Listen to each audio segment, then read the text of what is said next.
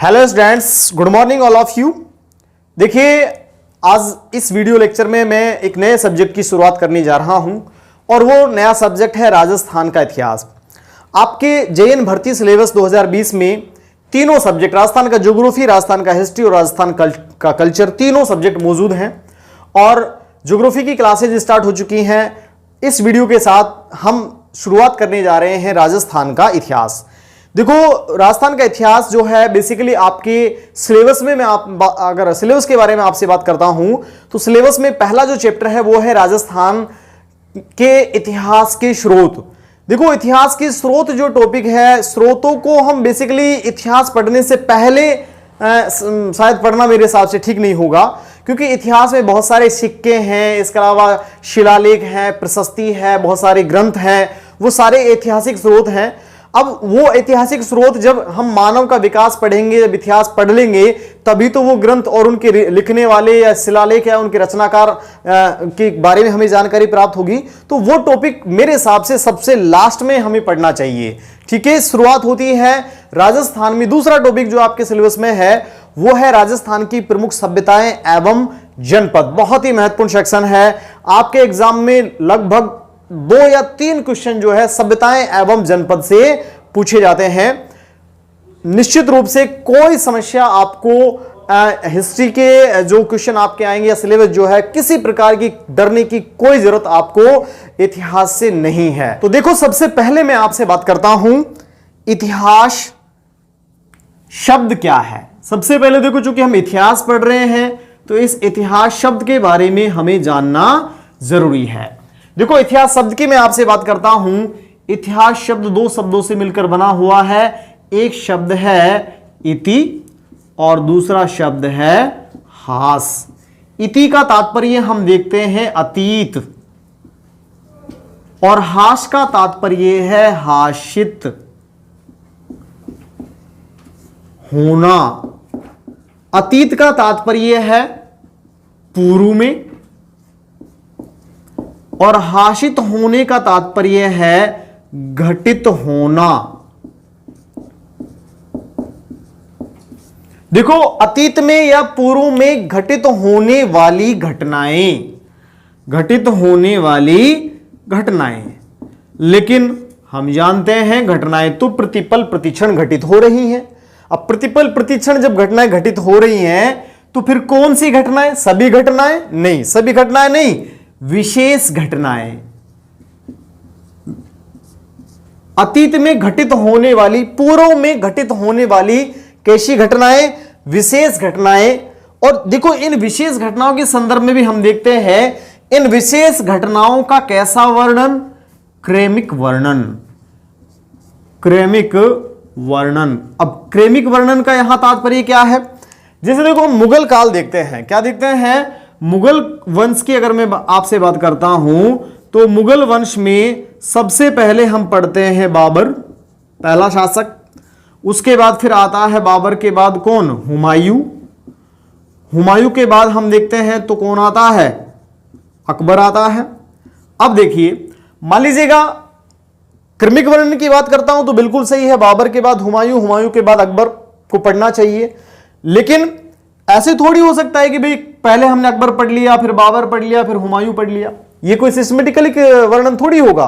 तो हम ये कह सकते हैं अतीत में घटित होने वाली विशेष घटनाओं का क्रमिक वर्णन क्या कहलाता है? इतिहास कहलाता है। तो ये तो हुई कौन सी शब्द की बात? इतिहास शब्द की बात। अब मैं बात करता हूं आपसे इतिहास का ही। देखो, हम देखते हैं इंग्लिश में जनरली इतिहास शब्द या इतिहास को हम कहते हैं क्या? हिस्ट्री। क्या कहते हैं? हिस्ट्री। देखो, हिस्ट्री की जब मैं बात करता हूं, हिस्ट्री ग्रीक भाषा का शब्द है। कौन सी भाषा का? ग्रीक भाषा का शब्द है। और इस शब्द का जो शाब्दिक अर्थ है वो है गढ़ना। क्या है? गढ़ना। गढ़ना या बुनना। गढ़ना या बुनना। हम ये कह सकते हैं, क्या कह सकते हैं? अतीत में घटित होने वाली विशेष घटनाओं को एक सिस्टमेटिकली क्रम में क्या करना? जमाना, गढ़ना या बुनना क्या कहलाता है? हिस्ट्री कहलाता है। तो देखिए दो शब्द हमने देखे हैं, एक शब्द है इतिहास और दूसरा शब्द है क्या, हिस्ट्री। कोई दिक्कत इतिहास शब्द में? अब देखिए ऐतिहासिक घटनाओं को सबसे पहले एक सिस्टमेटिकली क्रम में लिखने का जो प्रयास किया गया, या हम ये कहें कि एक सार्थक और सफलतम जो प्रयास किया गया, वो हम पढ़ते हैं हेरोडोट्स। हेरोडोट्स जो है, इन्होंने सबसे पहले विश्व में सबसे पहले ऐतिहासिक घटनाओं को सिस्टमेटिकली क्रम में लिखने का कार्य जो किया गया, वो किसके द्वारा किया गया, हेरोडोट्स के द्वारा किया गया। हेरोडोट्स जो है, इन्होंने एक पुस्तक भी लिखी, पुस्तक का नाम था हिस्टोरिका। क्या नाम था, हिस्टोरिका। और निश्चित रूप से हेरोडोट्स को इसी वजह से कहा जाता है विश्व के इतिहास का पितामह, विश्व के इतिहास का पितामह। तो father of history, father of world history कौन कहलाते हैं, हेरोडोट्स कहलाते हैं। विश्व के इतिहास के पितामह कौन कहलाते हैं, हेरोडोट्स कहलाते हैं, जिन्होंने हिस्टोरिका नामक पुस्तक की क्या की, रचना की। अब मैं आपसे बात करता हूं इंडिया के बारे में। भारत के इतिहास के पितामह कहलाते हैं कौन, वेद व्यास। कौन कहलाते हैं, वेद व्यास। वेद व्यास जो है, इन्होंने ग्रंथ लिखा महाभारत। कौन सा ग्रंथ, वेद व्यास के द्वारा महाभारत नामक ग्रंथ की रचना की गई, इसलिए वेद व्यास को कहा जाता है भारत के इतिहास का, भारत के इतिहास का पितामह। तो भारत के इतिहास के पितामह कौन कहलाते हैं, वेद व्यास कहलाते हैं, जिन्होंने महाभारत नामक ग्रंथ की क्या की, रचना की। लेकिन हम तो इतिहास पढ़ रहे हैं किसका, राजस्थान का। किसका इतिहास पढ़ रहे हैं, हमें तो किसका इतिहास पढ़ना है, राजस्थान का इतिहास पढ़ना है। देखो राजस्थान के इतिहास की मैं बात करता हूं। हमने कहा कि भाई विश्व में सबसे पहले हेरोडोट्स ने हिस्टोरिका नामक पुस्तक लिखी, इसलिए हेरोडोट्स को विश्व के इतिहास का पितामह कहा जाता है। भारत में सबसे पहले हम देखते हैं सिस्टमेटिकली क्रम में लिखी गई जो पुस्तक है वो महाभारत नामक ग्रंथ, जो किसने लिखा, वेद व्यास ने लिखा, इसलिए वेद व्यास को भारत के इतिहास का पितामह कहा जाता है। लेकिन हम तो पढ़ रहे हैं राजस्थान का इतिहास, तो राजस्थान के इतिहास का पितामह किसे कहा जाता है, राजस्थान के इतिहास के पितामह कहलाते हैं colonel James Tod. Colonel James Tod. देखो कर्नल जेम्स टॉड जो है, इन्होंने एक पुस्तक लिखी, पुस्तक का नाम था annals and antiquities, antiquities of Rajasthan. इसी का देखो दूसरा नाम था the central and western Rajput states of India. तो हम ये कह सकते हैं कि भाई राजस्थान के इतिहास को सिस्टमेटिकली क्रम में लिखने का जो प्रयास किया गया, या हम कहें कि भाई राजस्थान के इतिहास को लिखने का पहला सफलतम सार्थक प्रयास जो किया गया वो कर्नल जेम्स टॉड के द्वारा किया गया, इसलिए कर्नल जेम्स टॉड को राजस्थान के इतिहास का पितामह भी कहा जाता है। इन्होंने एक पुस्तक लिखी, पुस्तक का नाम था annals and antiquities of Rajasthan. इसी को का दूसरा नाम हम पढ़ते हैं the central and western Rajput states of India. देखो कर्नल जेम्स टॉड के बारे में बड़ी लंबी कहानी हम देखते हैं। कर्नल जेम्स टॉड जो है, इनका आगमन देखो प्रारंभिक तौर पर ये भू सर्वे इंजीनियर के तौर पर इन्हें ईस्ट इंडिया कंपनी में क्या मिली, नौकरी मिली। छोटी सी कहानी मैं आपको सुना देता हूं, ठीक है। 1782 ईस्वी में इस्लिंगटन लंदन में इनका जन्म हुआ और मात्र 18 वर्ष की आयु में 1800 ईस्वी के आसपास ये इंडिया आए। ईस्ट इंडिया कंपनी में भू सर्वे इंजीनियर की इन्हें नौकरी प्राप्त हुई और इस नौकरी के दौरान ये इंडिया आए। दिल्ली में इन्होंने रहकर कार्य करना स्टार्ट किया। इस समय तीन प्रमुख शक्तियां हम देखते हैं। एक शक्ति थी मुगल, एक तरफ थे अंग्रेज और एक तरफ थे कौन, मराठा। लेकिन मुगलों के पतन के पश्चात देखो यहां एक और हम देखें, देसी रियासतों के शासक, हम यहां देखते हैं देसी रियासतों के शासक, या राजस्थान के संदर्भ में देखें तो राजपूत रियासतों के शासक मुगलों के पतन के पश्चात, क्योंकि हम जानते हैं औरंगजेब की मृत्यु के पश्चात मुगलों का पतन प्रारंभ हो गया, मुगलों का स्थान यहां अंग्रेजों ने लिया। आपसी संघर्ष, अंग्रेज मराठाओं के मध्य आपसी संघर्ष की वजह से कहीं ना कहीं अंग्रेज चाहते थे कि यहां देसी रियासत के राजाओं से क्या लिया जाए, सहयोग लिया जाए। और उस सहयोग के लिए 1798 ईस्वी में भारतीय गवर्नर जनरल लॉर्ड वेलेजली जो है एक नीति लेके आए। वो नीति थी सहायक संधि की नीति, सहायक संधि की नीति। बेसिकली ये जो नीति है 1798 ईस्वी में अंग्रेजों ने देसी रियासतों के राजाओं को अपनी राजनीतिक परिधि में लाने और मराठों के विरुद्ध सहयोग के लिए इस नीति का सूत्रपात किया। उस समय भारतीय गवर्नर जनरल कौन थे, लॉर्ड वेलेजली। लेकिन इस नीति के तहत राजपूताना के शासकों ने अंग्रेजों से संधि नहीं की। आगे चलकर हम पढ़ते हैं 1817-18 ईस्वी में सहायक संधि काल, कौन सा काल, सहायक संधि काल के दौरान एक नीति हम पढ़ते हैं, डिटेल से आगे भी देखेंगे, आश्रित पार्थक्य की नीति। इस समय भारतीय गवर्नर जनरल थे लॉर्ड हेस्टिंग्स। लॉर्ड हेस्टिंग्स की आश्रित पार्थक्य की नीति के तहत राजपूताना के शासकों ने अंग्रेजों से मराठों के विरुद्ध क्या की, संधि की। ठीक है, इन संधियों को कराने में कर्नल जेम्स टोड का बहुत ही महत्वपूर्ण योगदान रहा।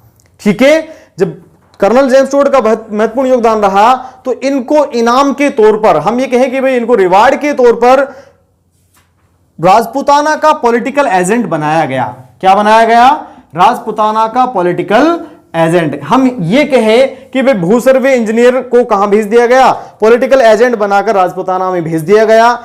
यहां जब ये आए तो निश्चित रूप से इन्होंने देखा कि इतना खतरनाक इतिहास यहां के शासकों के द्वारा, इतने बड़े बड़े दुर्ग महल और बड़े बड़े युद्ध यहां लड़े गए।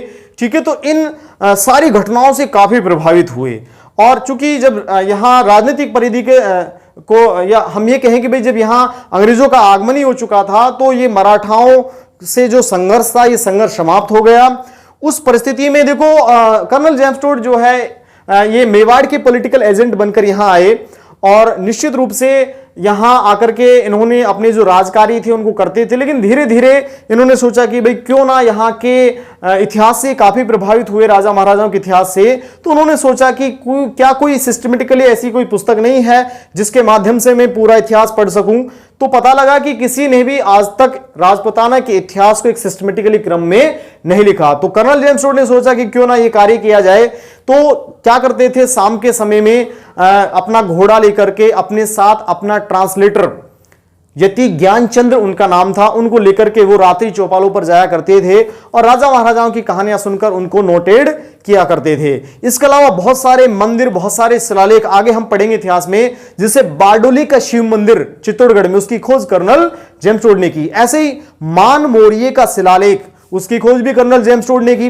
ठीक है, तो बहुत सारे शिलालेख, बहुत सारे मंदिर, साक्ष्य स्रोतों को से के माध्यम से बहुत सारी सामग्री को क्या किया गया, इकट्ठा किया गया। और काफी आम लोगों से काफी लगाव था। कर्नल जेम्स टोड को घोड़े वाले बाबा के नाम से भी लोग जानते थे, क्योंकि घोड़े पर बैठकर डेली वो रात्रि चौपालों पर आया करते थे। ऐसी परिस्थिति में देखिए हम बात करते हैं, पता लगा कि भाई कर्नल जेम्स टोड का बहुत ज्यादा आना जाना, लोगों से मिलना जुलना हो गया है। तो किसी ने गवर्नर जनरल के पास शिकायत पहुंचाई कि भाई आजकल कर्नल जेम्स टोड बड़ा लोगों से मेल मिलाप कर रहा है। तो ऐसी बातें सामने आई कि कहीं ऐसा ना हो कि कर्नल जेम्स टोड स्थानीय लोगों से मिलकर कोई षड्यंत्र रच लें। 1822 ईस्वी में अचानक आदेश आया कि कर्नल जेम्स टोड जी, आपकी सेवाएं क्या हो गई है, समाप्त हो गई है, अब आपको वापस लंदन जाना होगा। तो देखो साक्ष्य स्रोत इकट्ठे जरूर किए लेकिन लिखा भी कुछ नहीं है। ठीक है, तो कर्नल जेम्स टोड ने सोचा कि भाई इतना सारा, इतनी मेहनत की है, वो सारे साक्ष्य और स्रोत उठाकर कहां ले गए, अपने साथ लंदन ले गए। और लंदन ले जाने के पश्चात सारे साक्ष्य और स्रोतों को क्या किया गया, एनालाइज किया गया। उनको एनालाइज करने के बाद 1829 ईस्वी में, 1822 ईस्वी में लंदन गए और 1829 ईस्वी में उनकी पुस्तक का क्या हुआ, प्रकाशन हुआ। पुस्तक का नाम था annals and antiquities of Rajasthan या the central and western Rajput states of India. ये पहली ऐसी पुस्तक थी जिसमें राजपुताना की समस्त रियासतों के इतिहास को एक सिस्टमेटिकली क्रम में लिखा गया। इसलिए कर्नल जेम्स टोड को राजस्थान के इतिहास का पिता में भी कहा जाता है। तो ये जनरली देखो 2-3 बातें थी। इतिहास शब्द की बात की मैंने आपसे पहले, फिर हिस्ट्री शब्द की बात की, और राजस्थान विश्व के इतिहास के पिता में, भारत के इतिहास के पिता में और राजस्थान के इतिहास के पिता में कर्नल जेम्स टोड को क्यों कहा जाता है। देखो आगे मैं आपसे बात करता हूं। जनरली इतिहास शब्द के साथ साथ, हां देखिए एक और शब्द के बारे में मैं अभी आपसे बात कर रहा था, राजस्थान शब्द। चूंकि हमने इतिहास शब्द देख लिया है, हिस्ट्री शब्द देख लिया है, इतिहास के पितामह के बारे में आपसे बात कर ली है, राजस्थान शब्द के बारे में और बात करते हैं। देखो राजस्थान जो शब्द है ये कहां से आया, कहां से इसकी उत्पत्ति हुई, उसके बारे में मैं आपसे बात करता हूं। देखिए राजस्थान वाला जो ये भूभाग है, इस भूभाग को प्रारंभिक तौर पर वाल्मीकि जो है उन्होंने राजस्थान के इस भूभाग को मरुस्थलीय क्षेत्र होने के कारण मरुकांतर प्रदेश की संज्ञा दी। किसकी संज्ञा दी? मरुकांतर प्रदेश। मरुकांतर प्रदेश की क्या दी? संज्ञा दी। देखो आगे चलकर हम एक शिलालेख पढ़ते हैं। विक्रम संवत 682 का एक शिलालेख है। शिलालेख का नाम है बसंतगढ़ का शिलालेख। देखो विक्रम संवत 682 का जो बसंतगढ़ का शिलालेख है यह हमें प्राप्त हुआ है कहां से? सिरोही से। सिरोही में एक मंदिर है शीमल माता का मंदिर। शीमल माता या इसी को आप पढ़ सकते हैं कहीं कुछ गाइडों में खीमल माता। सीमल माता या खीमल माता का जो मंदिर है उस मंदिर की दीवार पर उत्कीर्ण है विक्रम संवत 682 का बसंतगढ़ शिलालेख। विक्रम संवत 682 के बसंतगढ़ जो शिलालेख है, इस शिलालेख में राजस्थान जो शब्द है इसका सबसे पहला और प्राचीनतम लिखित प्रमाण, राजस्थान शब्द का पहला प्राचीनतम लिखित प्रमाण, राजस्थान शब्द का पहला प्राचीनतम लिखित प्रमाण अगर हम बात करते हैं कहां से प्राप्त हुआ? विक्रम संवत 682 के बसंतगढ़ शिलालेख से प्राप्त हुआ। और किस रूप में? ऐसा नहीं कि सीधा राजस्थान शब्द मिल गया, एक शब्द हमें यहां मिला इस शिलालेख में, शब्द था राजस्थानियादित्य। तो हम ये कह सकते हैं कि भाई राजस्थान शब्द का सबसे पहला और प्राचीनतम जो लिखित प्रमाण मिला वो विक्रम संवत 682 के बसंतगढ़ शिलालेख से मिला। किस रूप में मिला? राजस्थानियादित्य के रूप में प्राप्त हुआ। तो ये तो हुई यहां तक की बात। अब हम आगे बात करते हैं। देखिए 1800 ईस्वी में आयरलैंड के एक अंग्रेज अधिकारी थे जिनका जो कार्य क्षेत्र रहा है बीकानेर रहा है। आयरलैंड के अंग्रेज अधिकारी नाम था जॉर्ज थॉमस। आयरलैंड के इस अंग्रेज अधिकारी जॉर्ज थॉमस ने इस भूभाग के लिए, चूंकि यहां राजाओं का शासन था, राजा महाराजाओं का शासन रहा है, तो इस भूभाग के लिए जॉर्ज थॉमस ने 1800 ईस्वी में एक शब्द दिया, वो शब्द था राजपुताना। तो राजस्थान के इस भूभाग को सबसे पहले राजपुताना नाम किसने दिया? आयरलैंड के अंग्रेज अधिकारी जॉर्ज थॉमस ने दिया। कब दिया? 1800 ईस्वी में। कैसे मान ले भाई, ये बात हम कैसे मान ले कि जॉर्ज थॉमस ने सबसे पहले इस भूभाग को राजपुताना कहा? देखो इस जॉर्ज थॉमस की जीवनी लिखी गई, जॉर्ज थॉमस की जो जीवनी लिखी गई वो 1805 ईस्वी में लिखी गई। 1805 ईस्वी में एक इतिहासकार हुए हैं, नाम था विलियम फ्रैंकलिन। क्या नाम था? विलियम फ्रैंकलिन जो है, इन्होंने 1805 ईस्वी में जॉर्ज थॉमस के ऊपर एक पुस्तक लिखी। पुस्तक का नाम था military memoirs of George Thomas. ये जो पुस्तक है military memoirs of George Thomas नामक जो पुस्तक है, इस पुस्तक में विलियम फ्रैंकलिन ने 1805 ईस्वी में इस बात का जिक्र किया कि भाई राजपुताना के या राजस्थान के इस भूभाग को तो 1800 ईस्वी में ही जॉर्ज थॉमस ने क्या नाम दे दिया था, राजपुताना नाम दे दिया था। अब हम और आगे चलते हैं। देखिए वापस में अभी मैंने बात की है कर्नल जेम्स टोड के बारे में। किसके बारे में? Colonel James Tod. Colonel James Tod के बारे में अभी मैंने आपसे बात की है।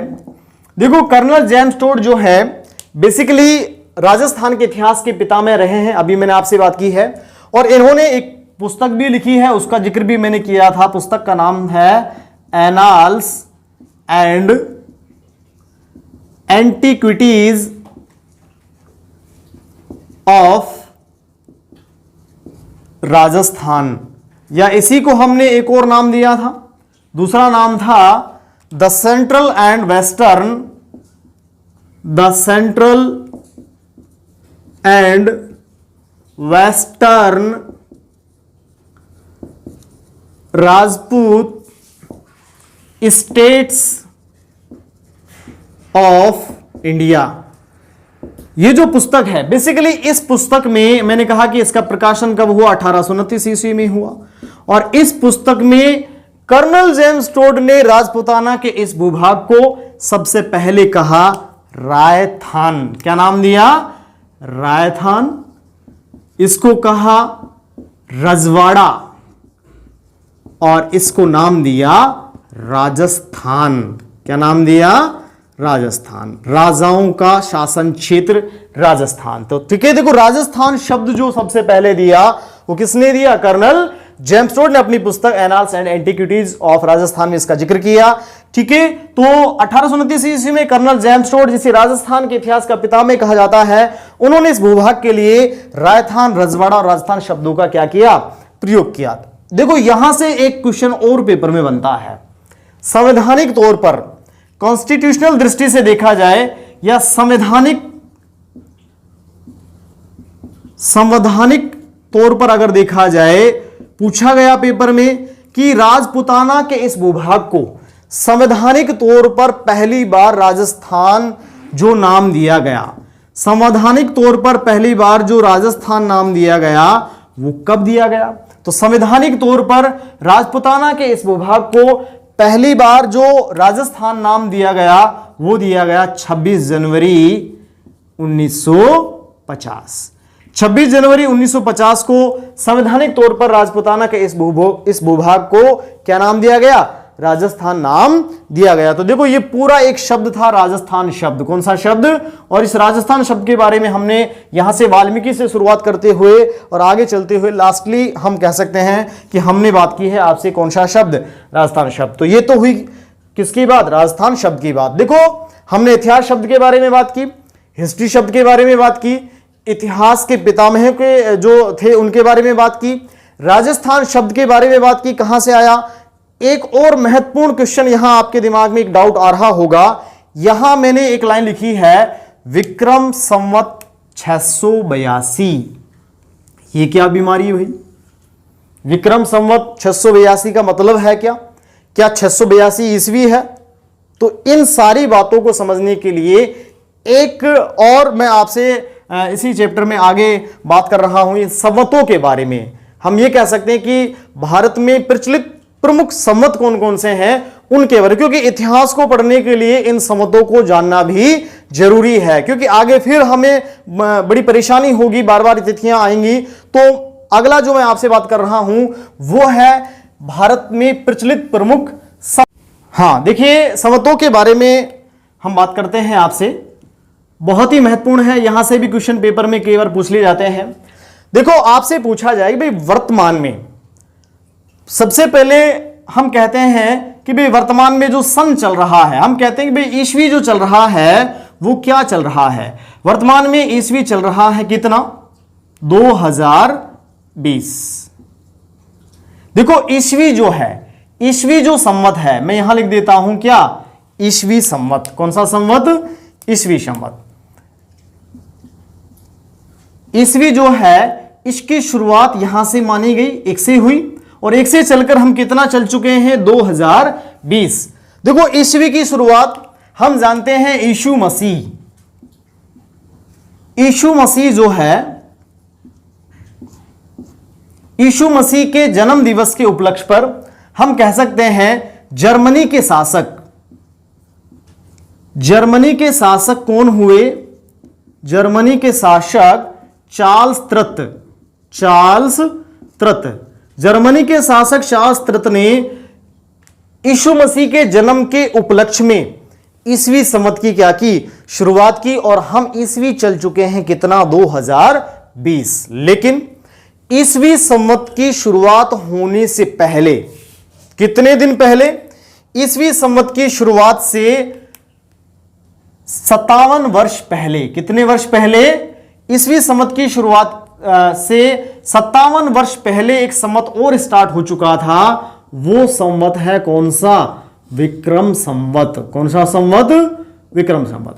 विक्रम संवत जो है, इसकी शुरुआत जो है उज्जैन के शासक, उज्जैन के जो शासक हैं, उज्जैन के शासक विक्रमादित्य, उज्जैन के शासक विक्रमादित्य जो हैं, देखो आप लोगों ने भर्तृनाथ का नाम सुना होगा।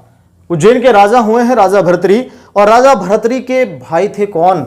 विक्रमादित्य। बेसिकली राजा भर्तृ जो है, इनकी पत्नी पिंगला, पिंगला ने भर्तृ को क्या किया? ऐसे कहते हैं कि भाई उनकी निजी लाइफ में धोखा दिया, और ऐसी परिस्थिति में अपना संपूर्ण राजपाट त्याग कर नाथ संप्रदाय को ग्रहण किया, अलवर के सरिस्का क्षेत्र को अपनी कर्मस्थली बनाया और वहीं पर अपना अंतिम जीवन व्यतीत किया। देखो उज्जैन के शासक विक्रमादित्य ने 57 वर्ष पहले, किससे 57 वर्ष पहले? ईसवी से 57 वर्ष पहले किसकी शुरुआत की? विक्रम संवत की शुरुआत की। अब देखिए आपसे पूछा जाए कि भाई वर्तमान में विक्रम संवत क्या चल रहा है, तो देखो यहां से यहां तक आने में हमें कितना टाइम लगेगा? 57 वर्ष। सीधी सी बात है, इसका एक यहां से स्टार्ट होगा, यहां से यहां तक आने में कितने वर्ष लगे? हमें 57 वर्ष लगे, ठीक है। और यहां से यहां तक जाने में कितने वर्ष लगे? हम जानते हैं ईस्वी से यहां तक आने में कितने वर्ष लगे? 2020। 57 प्लस 2020 हम कह सकते हैं 2077। तो वर्तमान में दोनों को जोड़ दिया हमने, यहां से लेकर यहां तक 57 और यहां से लेकर यहां तक 2020, दोनों को जोड़ दिया 2077। तो वर्तमान में विक्रम संवत क्या चल रहा है? आपसे पूछा जाए कि भाई वर्तमान में विक्रम संवत क्या चल रहा है, तो हम कह सकते हैं विक्रम संवत 2077 चल रहा है। अब देखिए कई बार एक और संवत के बारे में मैं पहले बात कर लेता हूं, वो संवत है शक संवत। कौन सा संवत? शक संवत। देखो शक संवत की अगर मैं बात करता हूं, बेसिकली शक संवत की शुरुआत जो है ईसवी के 78 वर्ष पश्चात। कितने वर्ष? जब ईसवी को 78 वर्ष गुजर चुके थे ईसवी संवत की शुरुआत को, उसके बाद फिर शुरुआत हुई कौन सा संवत? शक संवत। ठीक है, शक संवत की शुरुआत यहां से हुई और यहां से शक संवत चलता हुआ। अब आपसे पूछा जाए कि भाई वर्तमान में शक संवत क्या चल रहा है, तो हम कह सकते हैं वर्तमान में शक संवत क्या चल रहा है, हम कह सकते हैं देखो ईसवी में से कितने वर्ष घटा दें? 78 वर्ष।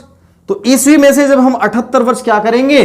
कम करेंगे। देखो ईसवी क्या चल रहा है? 2020, और 2020 में से हमको क्या करना है? 78 वर्ष कम करना है।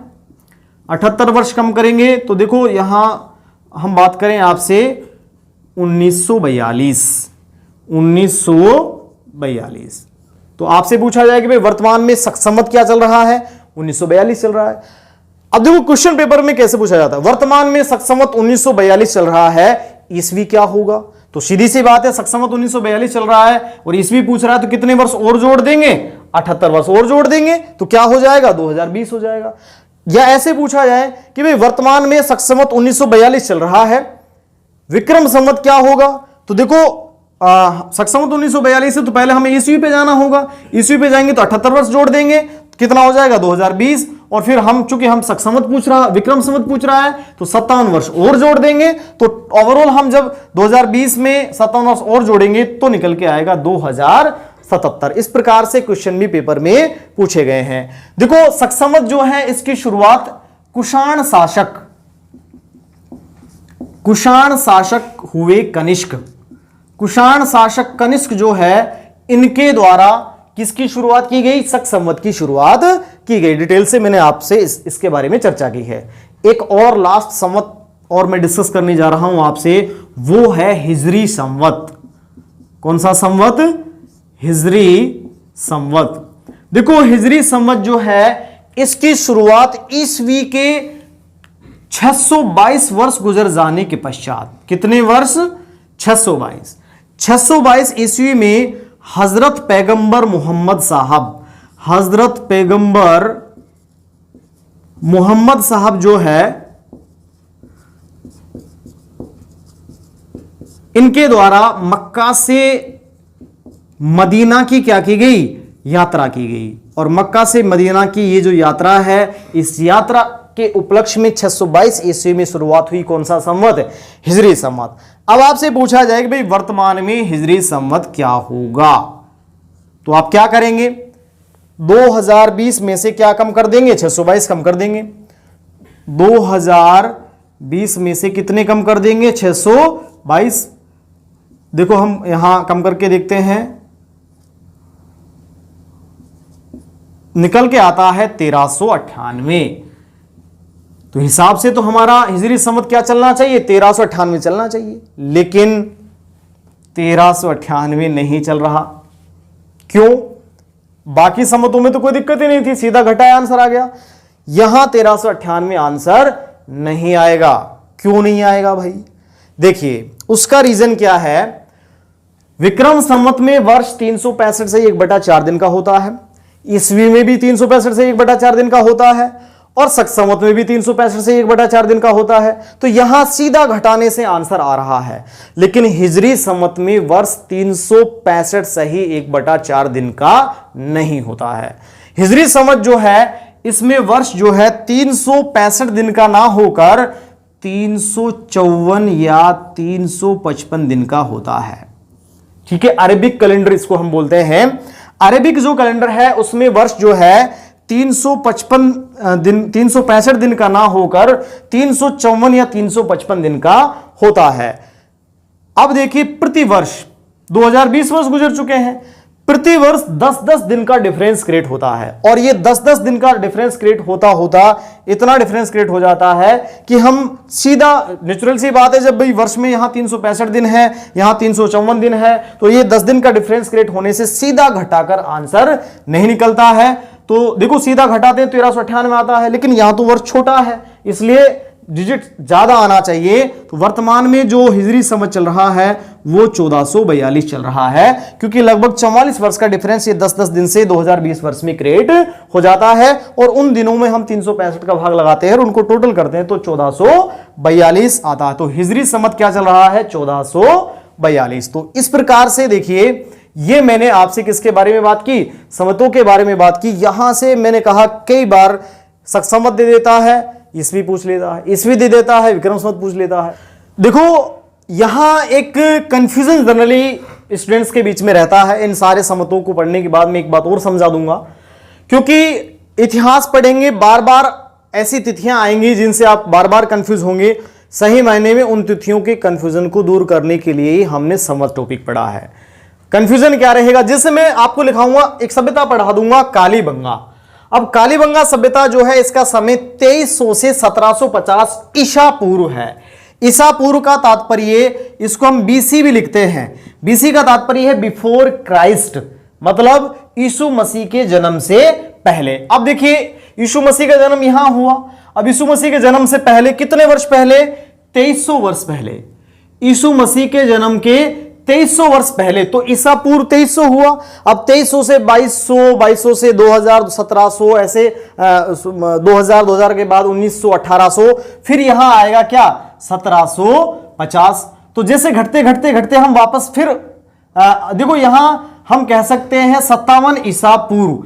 यीशु मसीह के जन्म से 57 वर्ष पहले, 57 ईसा पूर्व में कौन से संवत की शुरुआत हुई? विक्रम संवत की शुरुआत हुई। तो ऐसे ही फिर 57 से 56, ऐसे घटते घटते हम वापस कहां आएंगे? एक पर आएंगे। एक से चलकर फिर कहां जाएंगे? 2020 पर। अब मान लो आपसे पूछा जाए कि भाई कालीबंगा सभ्यता का समय या कालीबंगा सभ्यता कितनी प्राचीन है, तो देखिए हम कहेंगे 2300 ईसा पूर्व है, तो यीशु मसीह के जन्म से कितना वर्ष पहले? 2300। तो 2300 से हम 1 पर आएंगे। कहां से? 2300 से 1 पर आएंगे तो कितने वर्ष आना पड़ेगा? सीधी सी बात है, 2300 से 1 पर आएंगे तो 2300 वर्ष आना पड़ेगा। और 1 से चलकर हम कहां जाएंगे? 2020 पे जाएंगे, तो 2020 वर्ष ये हो गए। टोटल हम कह सकते हैं 4320 वर्ष पुरानी है।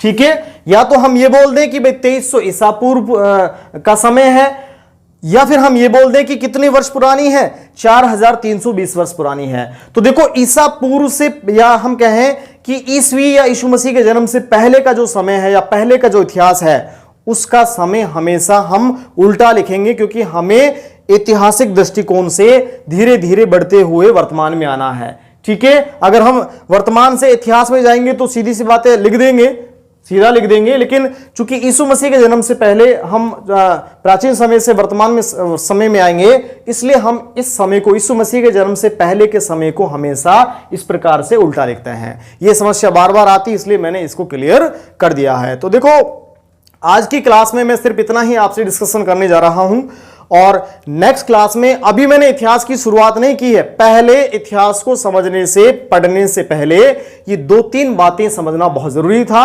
इनके बारे में मैंने आपसे बात की है।